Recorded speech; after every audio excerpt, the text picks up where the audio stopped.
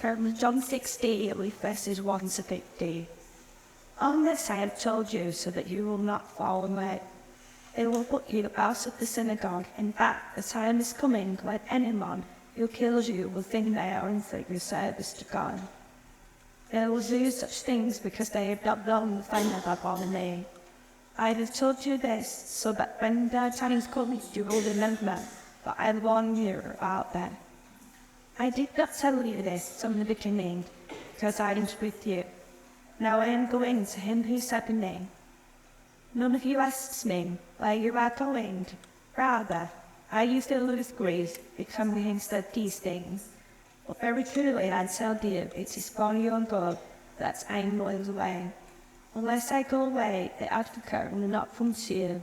But if I go, I will send him to you. And he comes, he will prove the world to be in the wrong about sin, and righteousness and judgment. About sin, because people do not believe in me. About righteousness, because I am going to be with the Father, where you can see me no longer. And about judgment, because the prince of this world now stands condemned. I have much more to say to you, more than you can bear.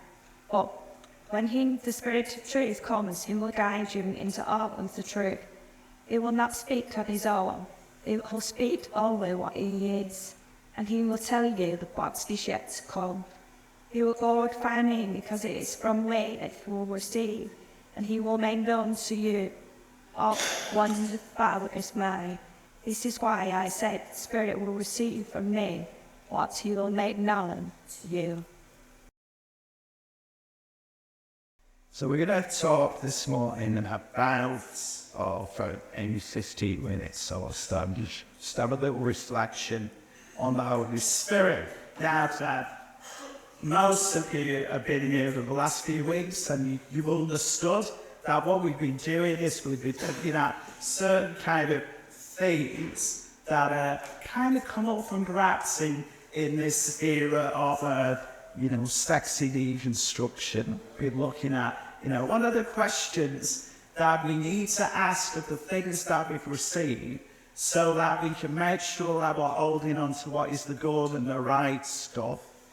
And we're putting some of the other stuff on the back burner because it's not as important. The main question we're asking is, what is really the central stuff that we need to be carrying as a church in this particular time, in this particular hour? Now, one of the things you've got, or I've got when I preach, when you do it theatrically, is I call it the Bible problem. Because the Bible isn't written as a kind of systematic theology. There's not one book on the Holy Spirit. There's not one book on any particular theme. There's lots of stuff that is spread out. So if we're going to take an hour, we could jump all over the New Testament, look at it into the Old Testament, of where the Spirit's mentioned and what God is getting up to. And so it was difficult for me today to pick just one passage, because there's a number of others in it surrounding this little piece of John that talk about the Holy Spirit. Jesus is having a chat in John's Gospel with his disciples. He's preparing them for the future. He's reassuring them about what's to come and reassuring them of his continued presence with them.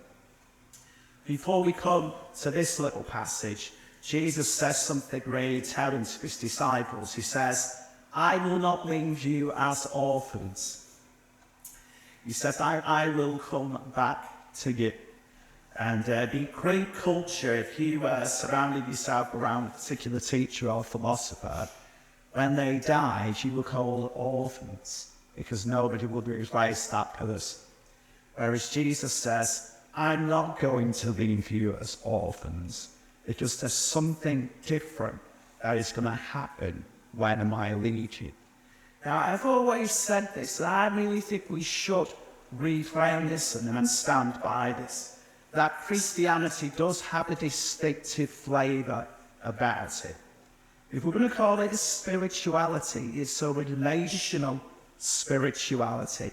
And it's grounded in the reality of the giving and receiving of the Holy Spirit. In fact, that's probably one of the most shocking things that happens in the early church on the day of Pentecost, is that the Spirit comes with life, with abundance.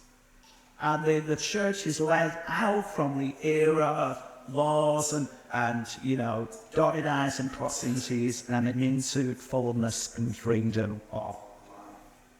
Now, I think the Holy Spirit can work anywhere, through anybody, through any means. But there is one thing we're all sat here today, I think, because Christ is in us.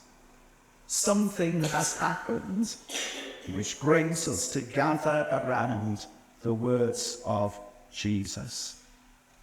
And it's because there's something on the inside which is the receiving of God's Spirit. So let's just have a quick look. I've got 5 things to say about what the Holy Spirit is not, and then 5 things to propose that the Holy Spirit is.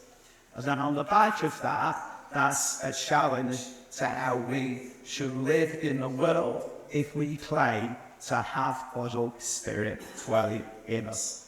Now, anything that the Holy Spirit is not, there are some things that I'm going to change, but just be patient, because when we get to the Holy Spirit is, you might understand why I've said it is not there. Okay.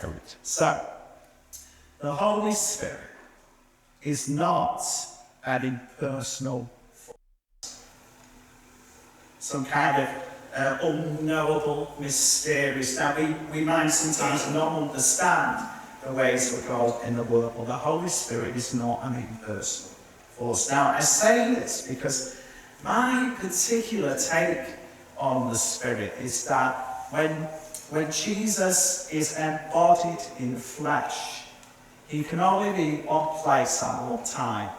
So he can only have that close relational thing with his disciples. But when he goes, he actually sends his Spirit back, so that everybody then has access to his Spirit. And Jesus was somebody who embodied love and relationship. So therefore, the Holy Spirit must embody love and relationship. So we cannot say or think of the Holy Spirit as some kind of impersonal force. There must be something different, because you cannot have a relationship with an impersonal force, can you? You know about these things, but you can't have a relationship with them. So let's be careful that we don't think of the Holy Spirit outside of the bounds of the God's Son with the world business that the gospel is about. Number 2, and this is where there's a bit of balance here, but the Holy Spirit is not purely power. Right? The Holy Spirit is not purely power, like overwhelming power.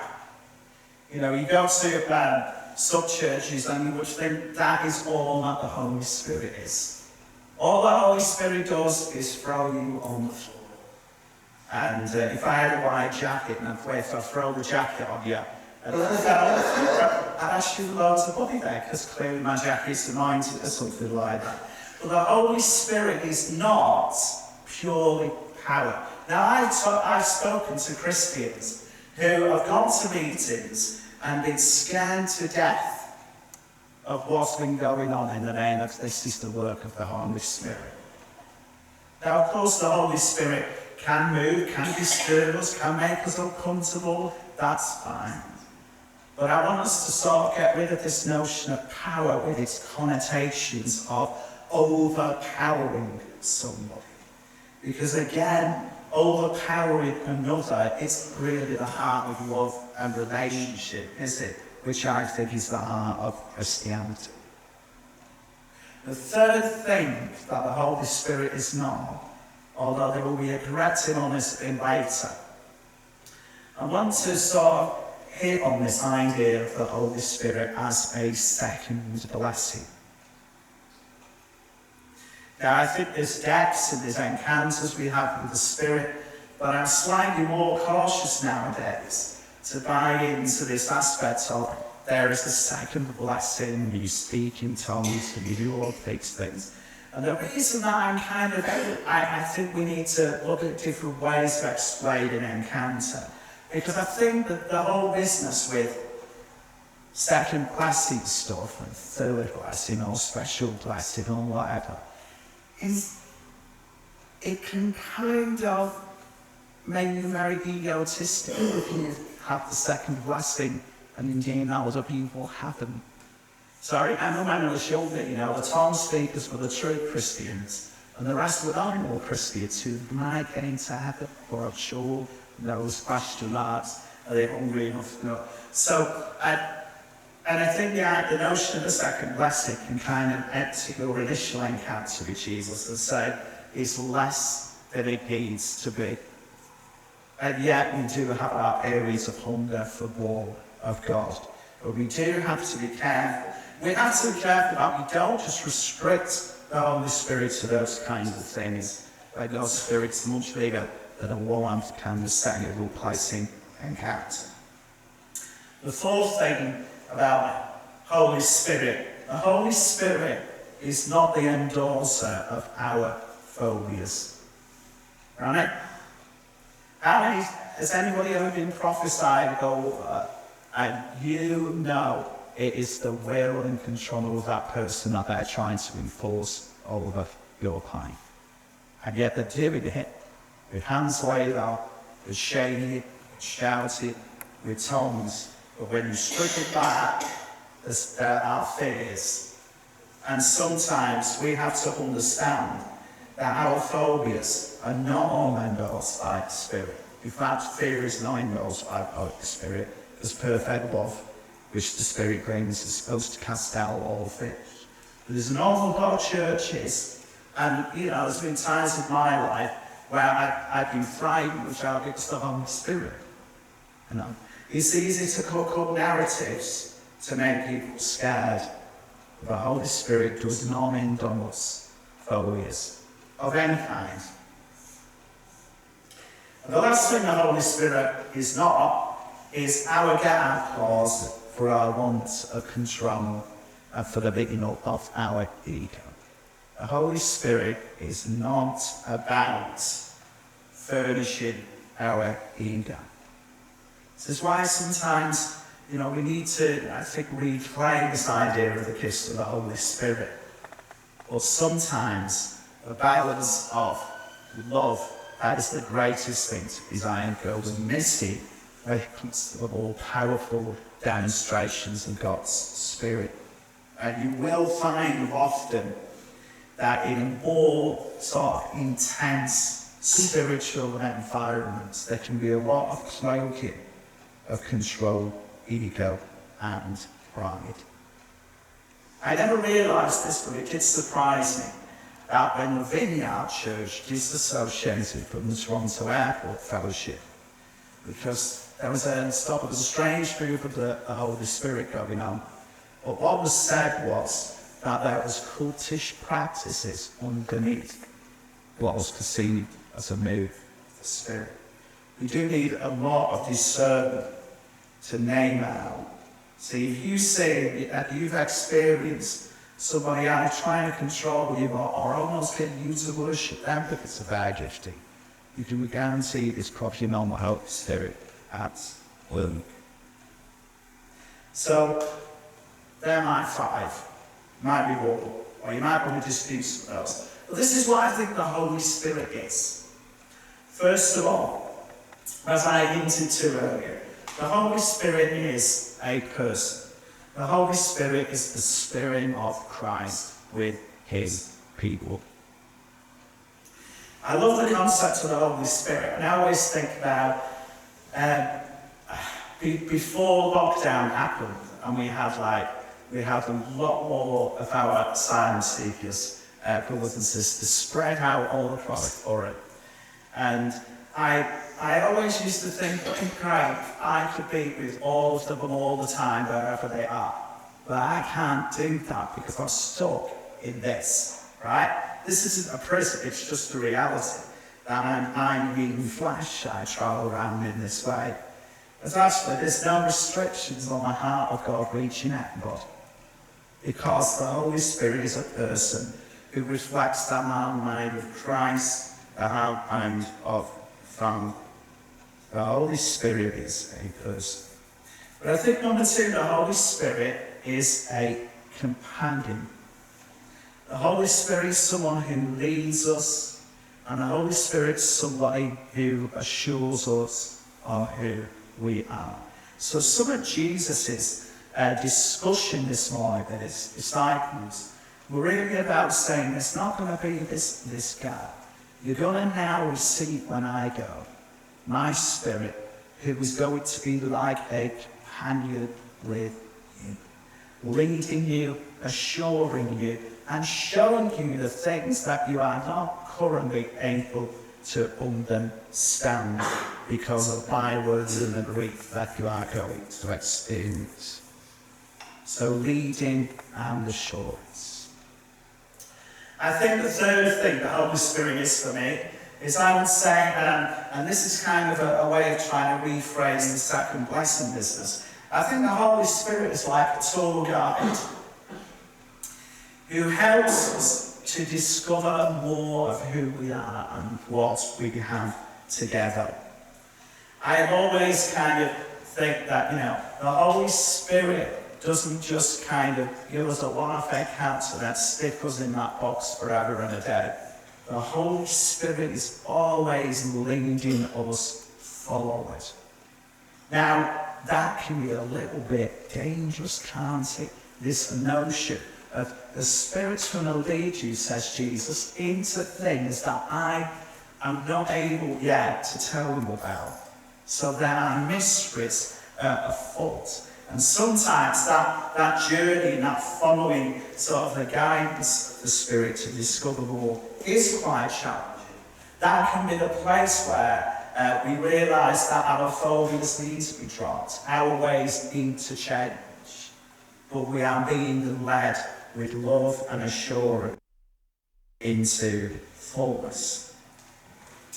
I always remember when I went to Turkey with Sand, and we went to the capital. What's the capital of Turkey? On the board, Istanbul, that's it, yeah. And it's not beaches there. So we had a day when we got somebody to take us to the beach. We got to the beach, and I looked, and nobody was swimming beyond, I don't know, so many metres, because they put like these ropes as like little boundaries. Here's the boundary ropes, and you can only swim up to the rope, and then that's it. Well, I just looked at it, I said, well, that's absolutely boring. I don't want to swim up to this boundary because I can still touch the floor. So I looked to them. I lifted the boundary and swam out to sea. Not too far, I did get back. And I kind of wondered when I did that. I have got a personality that does not want to stay in the box.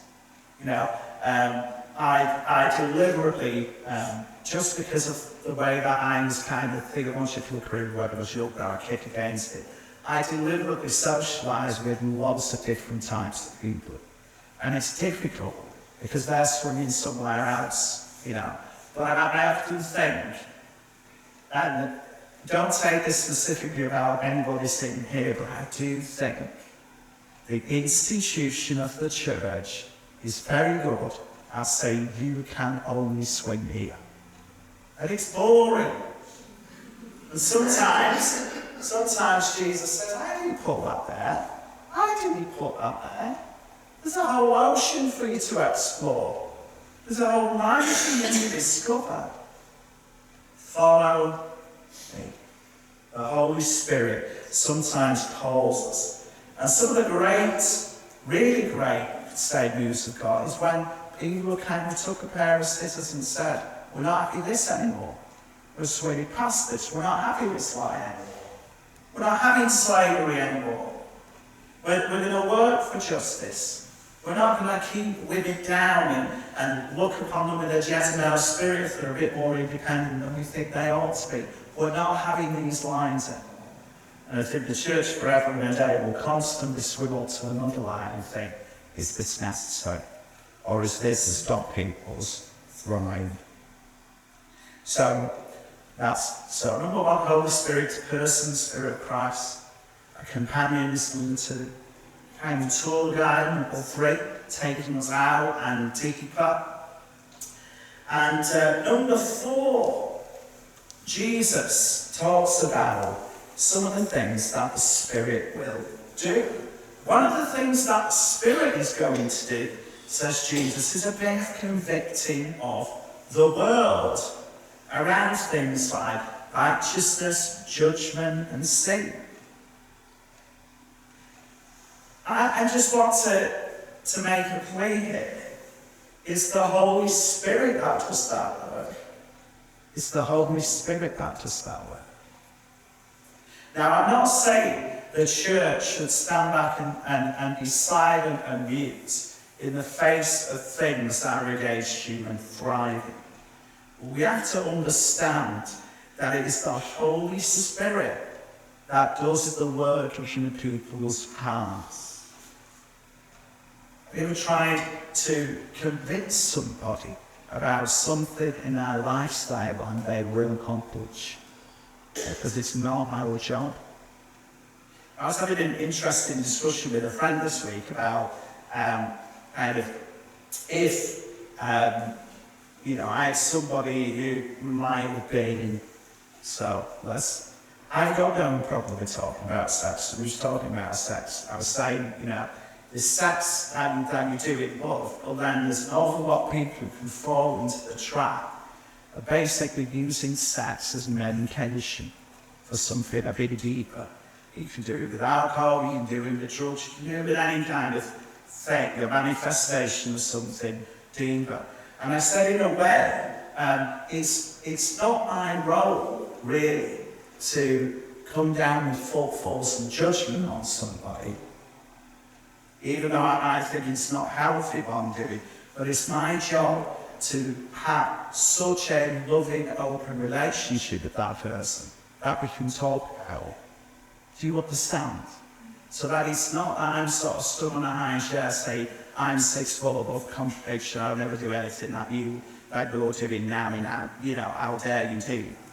We walk together, but it is the Holy Spirit that does the changing and the transform.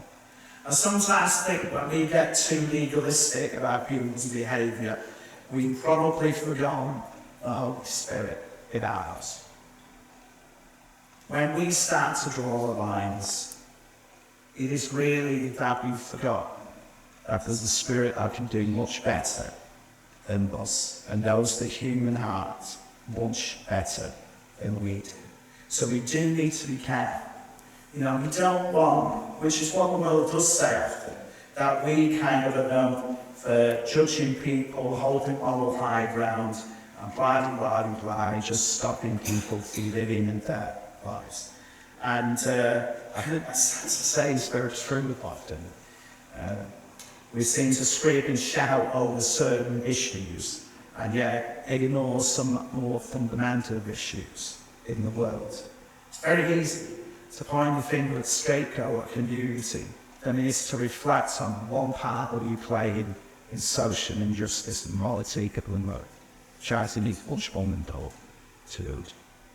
So it's the Holy Spirit that works. The Holy Spirit doesn't endorse all my fears and then give me words to speak that are in line with my fears. The Holy Spirit's the one that brings life, and He will do that relationship and religion, but it's His word. But also the Holy Spirit is the one who leads us out of ego and into love. The Holy Spirit ought to lead us away from this kind of insecure desire to be needed and wanted for our spiritual giftedness. And the Holy Spirit ought to be moving us into both. Now, a couple of things to say about this. I follow a couple of people on Instagram, and I follow them simply because I'm associated with them in the past as church, and I've played in their worship band, who we lead the time and enjoy their experience and stuff. But there's this real obsession with finding out what your gifting is and what your call is. You think, you know, that's the only thing that matters. And it was for me when I was younger. I think when you are younger, you can tend to be a little bit more fixated on these things. But I've had like this penny drop moment for me where I almost want to scream at the screen. Love people. That's it. Love people, and then you might fall into what your purpose is. But love people. Do the hard work. And I have to wonder whether, and this is why sometimes I don't like these things here, sometimes when I was younger, the idea of being filled with the Spirit, and the idea of being on fire for Jesus was, the end product was that I'd be stood here. And I realised that, you know, when I've been deconstructing is, realistically this can be a place for power. You stand behind this and it gives you authority and power. Why would you listen to the doctor? Because your doctor's a doctor, you believe what the doctor tells you, don't you? You have a kind of trust. A lot of people get behind these things. But it's not love, it's ego. A lot of you who know my mum will know, well, you know what she's like. If she has a turnaround in her thinking, everybody will know about it. And she was a prominent speaker with a charismatic woman's movement. And she's come out as fully a Fergie. of the LGBT community. And this charismatic movement is full of gifts, is full of power. But what has now mattered more to mine more than anything else is that they haven't now showed her love, because she's changed her mind. It just shows for me, love is much more powerful than any spiritual gift. Much more powerful. Now, I'm not saying that to dismiss the value of things like if you speak in tongues or having received words. I'm not dismissing that. But I'm saying really understand that the Holy Spirit leads us out of these kind of egotistical power plays and into what then we need to follow that way. Listen, we're called to follow. We are called to discover more of God. We're called to be deep people. Assured of who we are, and yet growing more fully into what we are called to be. And I think we are the deep ones in this world. Or we are because of a living relationship with the one who made us. And we call others to receive and thrive in that relationship too.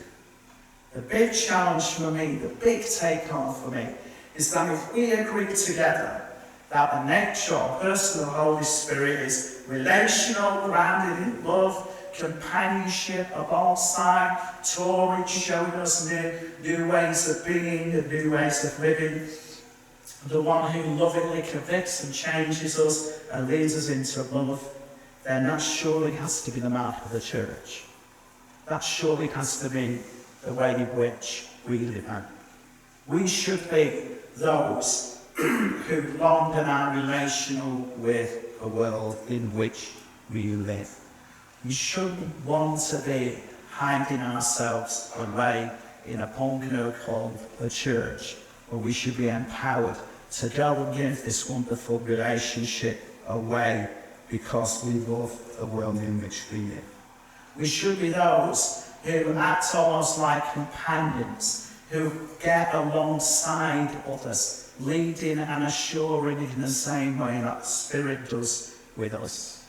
We should be those who invite people to look a bit deeper, look a bit wider. We're to be like tour guides for others, showing them the possibilities of life in all its fullness. We should be those who lovingly give the same ambitions for change for people's lives. Most of all, the whole statement of that is, we are to be marked by those who walk in love. As Paul says, things like circumcision, no circumcision, tongues, no tongues, doesn't matter. What matters is faith working by love. That is our calling, and that is what the Holy Spirit's aid is for the church and for this world. Amen.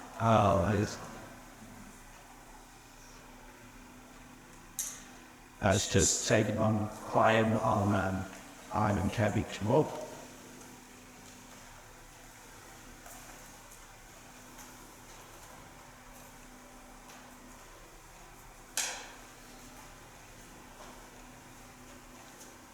We've sung this morning, Holy Spirit, would you come draw us closer to the Son, purify our hearts that we might glorify the Lord.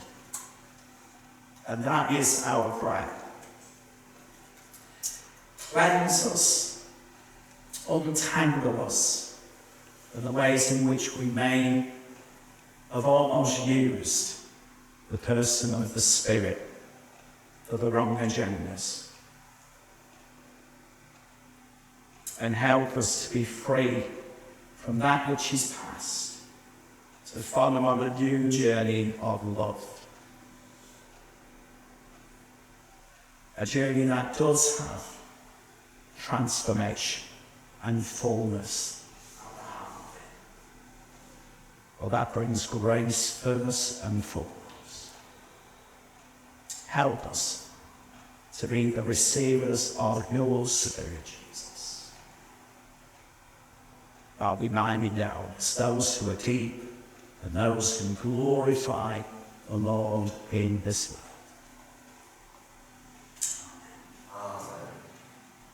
Where a sound and same things being walked and consuming the time.